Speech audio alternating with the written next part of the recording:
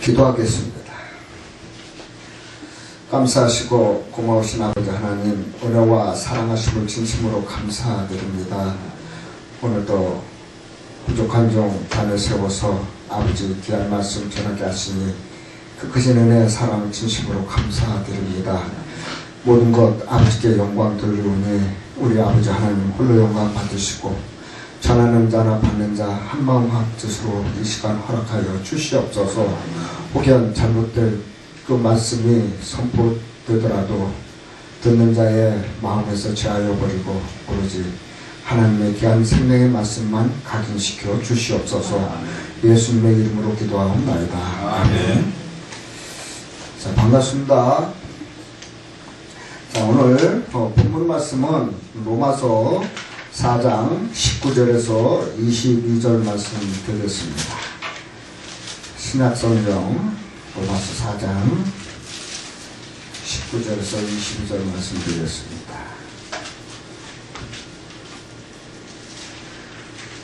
우리 다 찾으신 줄 알고 함께 합독하도록 하겠습니다. 시작. 그가 백세나 되어 자기 몸에 죽은 것 같음과 사라의 태에 죽은 것 같음을 알고도 믿음이 약하여지지 아니하고 믿음이 없어 하나님의 약속을 의심치 않고 믿음에 견고하여져서 하나님께 영광을 돌리며 약속하신 그것을 또한 능히 이루실 줄을 확신하였으니 그로 이것을 저에게 의로 여기셨느니라. 아멘. 자, 오늘 하나님을 믿는다는 그 주제의 말씀을 가지고 우리 함께 상고할까 합니다. 그렇다면 과연 하나님을 믿는 우리들은 누구인가? 하나님을 믿는 우리들은 하나님을 믿는 신앙인들이 바로 되겠죠. 그래서 성경 속에 사람을 분류해 보면 두 가지 사람이 있는데 어떤 사람이 있느냐면 하나님을 믿는 사람이 있고 하나님을 믿지 않는 사람이 있습니다. 그리고 또 믿는 사람 중에서 또 나누어 보면 하나님의 말씀을 아는 자가 있고 모르는 자가 있다는 거죠. 그리고 또 하나님의 말씀을 아는 자 중에 또 분류를 해보면 지켜 행하는 자가 있고 지켜 행하지 않는 자가 있다는 것을 우리는 성경 속에서 알아야 될 줄 믿습니다.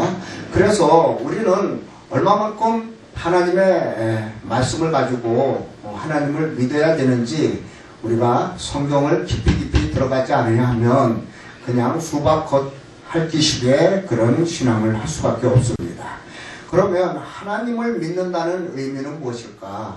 하나님을 믿는다는 그 의미는 곧 하나님의 약속을 믿는 것입니다. 약속. 그렇다면 성경 속에 하나님은 약속을 몇 가지로 정해놨는가 보면 두 가지로 정해놨습니다. 첫 번째, 구약과 신약이 되는 줄 믿습니다. 구약은 옛 약속이고 신약은 새 약속이 되는 겁니다. 그래서 구약과 신약 두 약속 속에 하나님께서 여러 선지자들을 통하여 또한 여러 모양과 여러 부분에다가 기록을 해 놓으신 줄 믿습니다. 그래서 우리가 믿는 것은 무엇을 믿느냐면 성경 66권을 믿는 거예요. 그렇다면 성경 66권은 왜 우리가 그것을 믿어야 되느냐면 성경 66권은 하나님의 말씀으로 되어 있기 때문에 우리는 성경 66권을 믿어야 되는 줄 믿습니다. 그러면 요한복음 1장 1절에 태초에 말씀이 계시니라 이 말씀이 하나님과 함께 하셨으니 이 말씀은 곧 하나님이시라 이렇게 우리에게 가르쳐 주셨는데 우리는 말씀과 하나님을 별개로 이렇게 알면 안 된다는 거죠. 하나님의 말씀을 모르면 누구를 모르는 거예요? 하나님을 모르는 것이죠. 그러면 우리는 하나님을 알려면 어떻게 해야 돼요? 말씀을 알아야 되는 거예요. 어떤 말씀? 성경 66권 속에 기록된 그 말씀을 우리가 알아야 되는 거 맞죠? 그런데 성경 66권 속에 그 말씀 속에 무엇을 우리가 알아야 되느냐면 하나님께서 우리와 약속하신 그 약속을 믿고 지켜야 되는 줄 믿습니다. 그래서 로마서 4장 19절에서 22절에 보면 아브라함의 믿음을 여기다 기록을 했는데, 아브라함은 100세에 아들을 낳을 수가 없어. 살아도 낳을 수가 없지만 하나님께서 100세에 아들을 낳게 해준다는 그 믿음을 가지고 이들은 믿음이 약해지지 않고 하나님의 약속을 의심치 않고 믿음에 견고했다는 거예요. 그렇다면 아브라함의 믿음을 보면서 과연 우리의 믿음은 어떻게 돼야 될까? 우리의 믿음도 아브라함의 믿음과 같이 하나님의 약속을 의심치 않고 믿음에 견고한 믿음을 가졌으면 좋겠습니다. 그래서 하나님의 약속을 담은 글은 어디에 있느냐면 성경 66권 속에, 즉 구약과 신약 속에 약속이 담겨져 있는 줄 믿습니다. 그렇다면 성경은 무엇을 약속하고 있는가?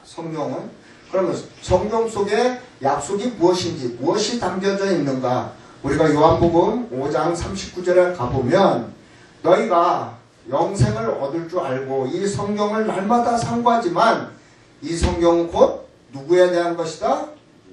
예수님에 대한, 나에 대한 증거다. 그렇다면 구약 성경 속에 약속은 누구를 의미하는 것인가? 예수님을 의미하는 줄 믿습니다. 그렇다면 구약 성경 속에는 영생이 있는 건 맞죠?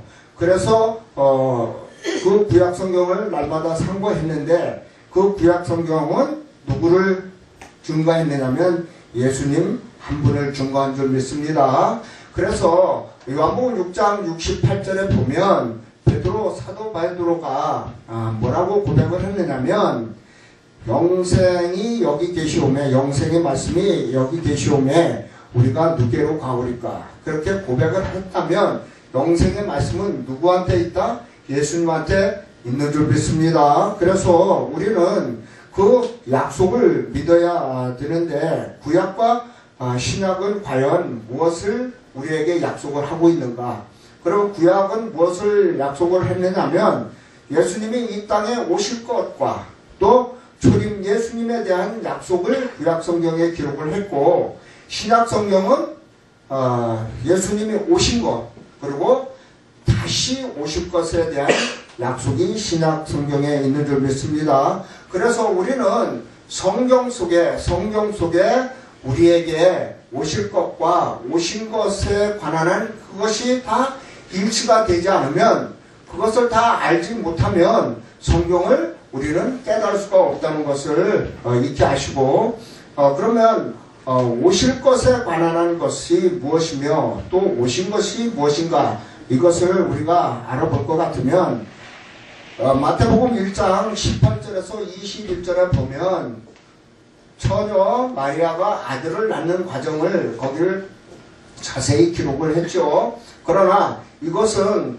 이미 약 750년 전에 이사야 선지자를 통하여 아하스 왕 때 그 위에 아랍 왕과 에브라임이 연합하여 유대 민족을 치러 내려온다고 할 때에, 그때 이사야 선지자를 통하여 어찌하면 막을 수 있겠느냐 그랬더니 그 아하스 왕에게 이사야 선지자가 뭐라고 말씀했느냐면, 하나님께서 징조로 보여주시는데 뭐라? 처녀가 아들을 낳으리니 그를 임마누엘이라 하리라, 이렇게 말씀을 전한 거예요. 근데 그 당시에 아하스 왕은 처녀가 아들을 낳을 것으로 생각을 했는데, 그 당시에 이스라엘 민족과 그 당시에 그들의 처녀가 아들을 낳을 수 있다는 것은 이건 생각할 수도 없는 거예요. 그러나 그때 상황에 이루어지지 아니하고 약 750년 후, 그러니까 초림에 예수님께서 마리아를 통하여 이 땅에 태어나신 줄 믿습니다. 그래서 이미 이사야를 통하여 오실 것에 관한 것을 말씀을 약속하시고, 또 초림에 누가? 처녀 마리아가 예수님을 낳으신 것 맞죠? 그래서 약속하신 것이 초림 때 750년 후에 이루어진 줄 믿습니다. 그래서 미가서 5장 2절에도 보면 미가 선지자를 통하여 또한 예수님이 어디에서 태어날 것을, 베들레헴에서 태어날 것을 약속하신 줄 믿습니다. 그러면 왜 베들레헴에서 태어날 수밖에 없었는가? 그것은 우리가 또 성경을 깊이 들어가 보면 예수님이 이 땅에 오신 목적이 있기 때문에 베들레헴에 태어난 줄 믿습니다. 그 베들레헴이라는 그 어원을 해석해 보면 베들레헴은 떡집이 되거든요. 떡집. 그러면 떡집에는 누가 있어야 돼요? 뭐가 있어야 돼요? 떡이 있어야 되잖아요. 그죠? 그러면 예수님은 무엇으로 온 거예요? 예수님은 떡으로 오신 줄 믿습니다. 그 떡으로 와서 어디에 누웠다? 구유에. 구유는 누가 먹는, 짐승들이 먹는 밥그릇이잖아요. 그죠? 그러면 예수님은 구유에 누워서 그 짐승들이 예수님을 먹고 그들이 변화되는 그러한 약속을 이루시기 위하여 예수님은 베들레헴에 오셔서 구유에 누우신 줄 믿습니다.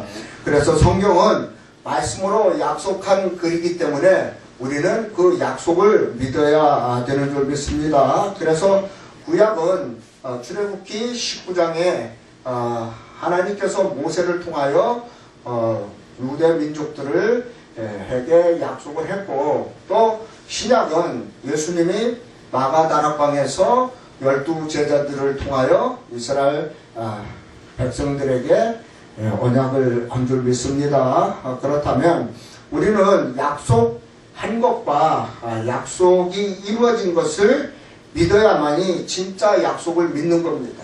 우리는 약속만 알아서도 안 돼요. 그 약속이 이루어진 것을 믿는 것. 그러니까 두 가지 다 알아야만 되는 줄 믿습니다. 그래서 갈라디아 3장 22절에 보면 예수 그리스도를 믿음으로 말미암은 약속을 누구에게? 믿는 자들에게 주려고 성경은 기록되었다고 합니다. 그렇다면 성경은 누구한테 주는 거예요? 약속을 믿는 자들에게만 이 성경이 허락된 거예요. 그러면 여러분들, 우리가 목회를 하고 있는데 많은 영혼들을 구원하려면 어떻게 구원을 해야 되느냐? 그 많은 영혼들을 무엇으로? 말씀의 떡으로 그들의 영혼을 살려줘야 되는 줄 믿습니다. 그렇다면 성경에 기록되어 있는 그 약속과 또 약속이 이루어진 것을 우리가 가르치고 전해주어서 그들의 영혼을 살려야 되는 것이 목회자들의 의무며 사명인 줄 믿습니다. 그러면 초림 때에 유대인과 제자들의 믿음은 어땠는가?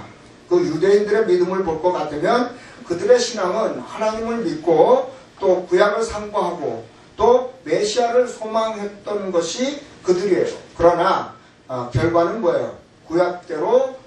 구약의 약속대로 예수님이 이 땅에 오셨지만 그들은 예수님을 영접했다, 영접치 않았다, 영접치 하지 않았어요. 요한복음 1장 11절에 보면 자기 땅에 오매 자기 백성이 영접지 아니했다고 분명히 기록이 되어 있어요. 그렇다면 구약 시대 때의 그 모세 율법에 젖어 있었던 그 이스라엘 백성들은 예수님이 이 땅에 오셨는데 그를 영접지 아니한 거예요.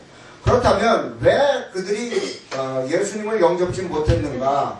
성경에 대해서 오해를 했고 하나님의 능력도 몰랐기 때문에 그들은 그렇게 했으며, 또 사도행전 13장 27절에 보면 그들은 선지자들의 그 예언의 말씀을 알았다 몰랐다? 몰랐기 때문에 그런 거예요. 그러면 이미 이사야 선지자를 통하여 예수님이 어디에서 태어난다? 천의 몸에서 태어나는 것을 이미 구약성경에 기록이 되어 있었고, 또 미가 선지자를 통하여, 호세아 선지자를 통하여, 여러 선지자들을 통하여 이렇게 예수님이 이 땅에 오실 것을 약속을 했던, 근데 그 약속을 그들은 알지를 못했다는 거예요. 그러면 우리 선지자들이 기록해 놓은 선지서에 대한 예언의 말씀을 그들은 알지 못했기 때문에 그렇습니다. 자, 그렇다면 왜 구약에 대해서 오해한 이유가 무엇인가 보면, 예수님은 구약의 감추인 하나님의 비밀이었다는 것이죠. 자, 우리 골로새서 1장 26절에서 27절을 한번 보도록 하겠습니다. 골로새서 1장 26절에서 27절에 보면 이 비밀은 만세와 만대로부터 오므로 감추었던 것인데 이제는 그의 성도들에게 나타났고 하나님이 그들로 하여금 이 비밀의 영광이 이방인 가운데 어떻게 풍성한 것을 알게 하려 하심이라. 이 비밀은 너희 안에 계신 그리스도시니 곧 영광의 소망이니라. 아멘. 그렇다면 하나님의 비밀이 무엇이었느냐? 그리스도 예수님이었다는 것을 이렇게 골로새서의 그 사도 바울이 이렇게 가르쳐 주시고 있습니다. 그렇다면 왜 그리스도가 하나님의 비밀이었을까? 골로새서 2장 1절과 2절에 보면 그리스도를 깨달으면 그리스도 안에 무엇이 있다? 그리스도 안에는 지혜와 지식의 모든 보화가 감춰져 있기 때문에 그를 알아야 됩니다. 예수님을 만나지 못하고 예수님을 알지 못하면 그 안에 있는 지혜와 지식의 모든 보화를 알 수가 없는 거예요. 그 지혜와 지식은 누구로부터 주었느냐면 하나님의 성령께서 임하여 함께 하시는 줄 믿습니다. 그러면 하나님께서 예수님을 왜 하나님의 비밀로 감추어 두었을까? 그 비밀로 감추어 두었다는 것은 그만한 이유가 있기 때문에 감추어 둔 줄로 믿습니다. 우리 다니엘서 7장 25절을 한번 볼 것 같으면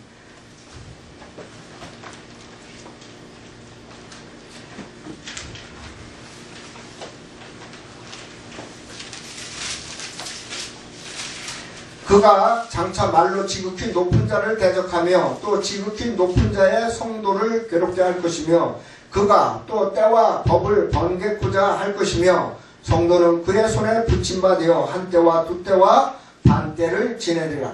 아멘. 자, 이 말씀을 볼 것 같으면 사람이 때와 법을 번개코자 하기 때문에 하나님께서는 하나님이 정하신 때와 법대로 하시기 위해서 어떻게 했다? 하나님의 비밀을 그리스도 안에다가 두었다는 것을 알았으면 좋겠습니다. 그래서 우리가 하나님의 말씀을 우리 마음대로 변개시키는 오늘날에 이상한 짓들을 하는 목회자들이 있잖아요.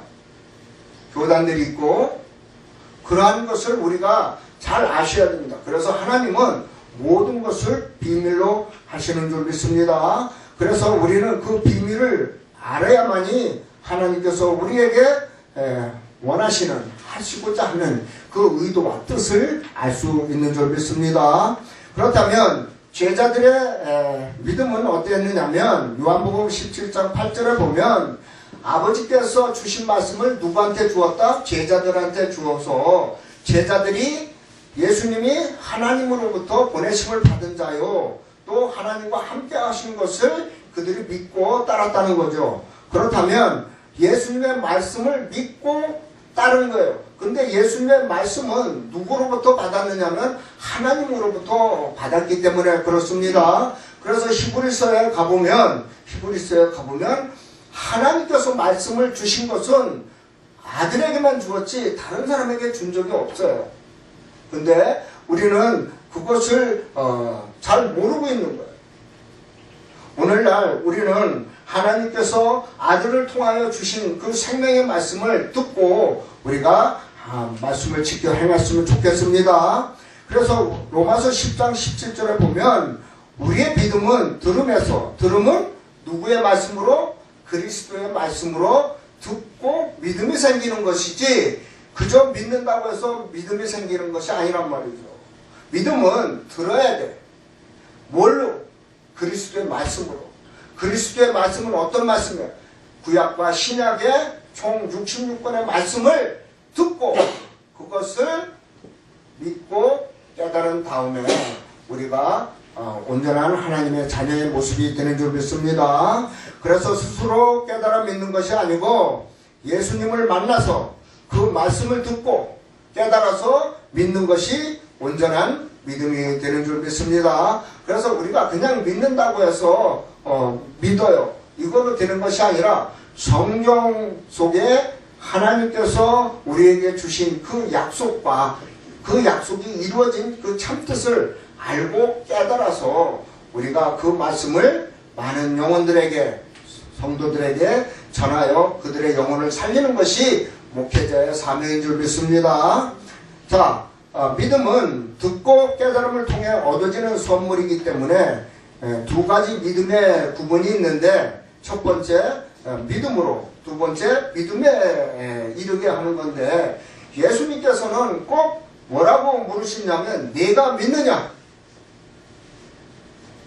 답이 뭐예요? 그러하오리다. 내 믿음대로 될지어다. 그렇습니다.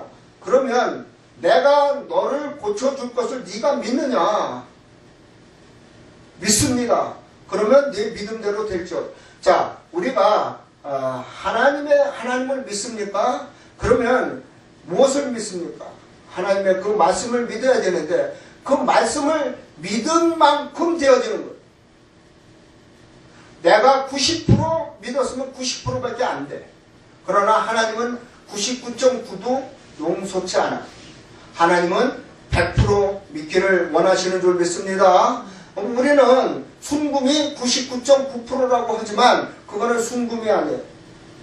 0.1%가 잡석이 섞여서 금반지가 구부러지지가 않고 제 모양을 갖추고 있는 거예요.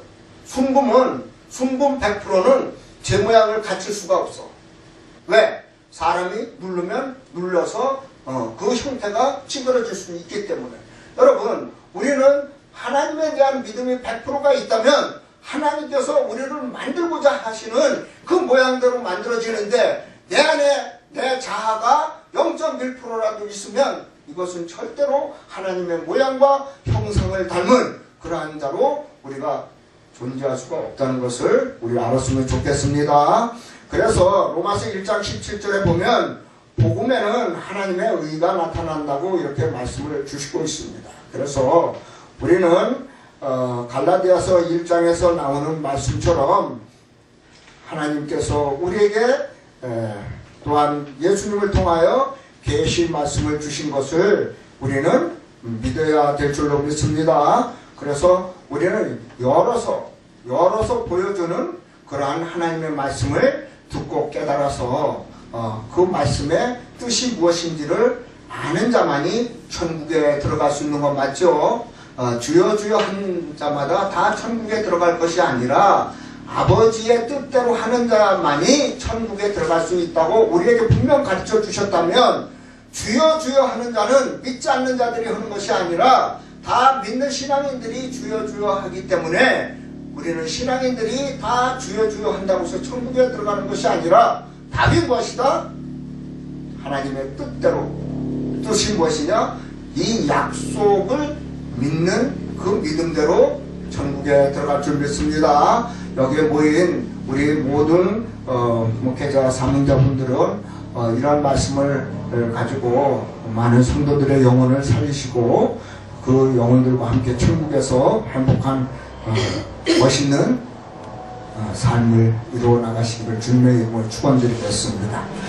자, 말씀 마치고 기도하겠습니다.